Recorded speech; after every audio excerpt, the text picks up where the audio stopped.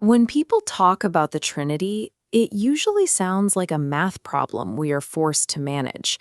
We try to explain it away with analogies like a three-leaf clover or states of water freezing into ice and boiling into steam. Look at the historical record. In the first century, Jewish monotheists began worshiping Jesus of Nazareth as God. They did so with the conviction that they were still honoring the one God of Israel. This specific structure emerged naturally as the early church worked to organize their observations of the texts. This structure provided the only way to hold four distinct, non-negotiable scriptural truths together at the same time. To see the shape of what they discovered, we must look directly at the primary source data and see what shape naturally emerges. The first stream of data is the foundational rule of Old Testament monotheism. We see it in the ancient texts of the Shema, the Confession of Israel. Yahweh is the only God. The second stream comes from the New Testament. In these documents, Jesus claims pre-existence with the Father, receives worship from his followers, and applies the divine name to himself. Third, the texts describe the Holy Spirit as a divine person with agency. He teaches, speaks, and can be grieved. The fourth stream of data is the genuine relational distinction between these figures. The Father sends the Son, and the Son actively prays to the Father. The theological problem arises when we try connecting these four isolated data points into a single, functional model.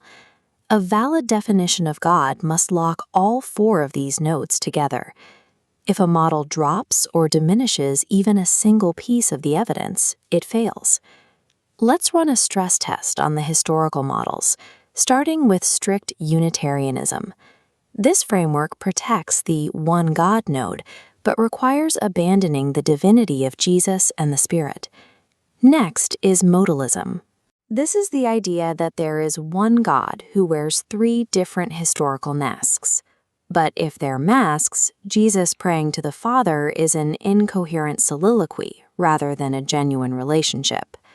We could try Tritheism, the assumption that there are three separate gods who cooperate closely. This model crashes immediately. It violates the Old Testament rule. There is only one God. That leaves us with the final configuration, Trinitarian orthodoxy. One divine essence existing as three genuinely distinct persons. Formulating one essence, three persons is intellectually difficult to picture, but it is the required outcome when all textual evidence is preserved. This geometric theology redefines the nature of God. A solitary deity existing entirely alone prior to creation has no one to love. For a solitary being, love is a reaction to something created later. This eternal love overflows into creation as a kinetic, outward-moving force. Because the Father, Son, and Spirit are distinct, God has existed in perfect, mutual communion for eternity. Before a single star existed, God was already practicing perfect love. The creation of the world and the act of salvation were the natural results of a loving God, rather than cold transactions required to fulfill a lonely deity. The cross and the gospel represent the direct overflow of that pre-existing, eternal love pouring out into the physical world. The gospel invites the listener into the eternal, perfect relationship that has always been the fundamental engine of reality.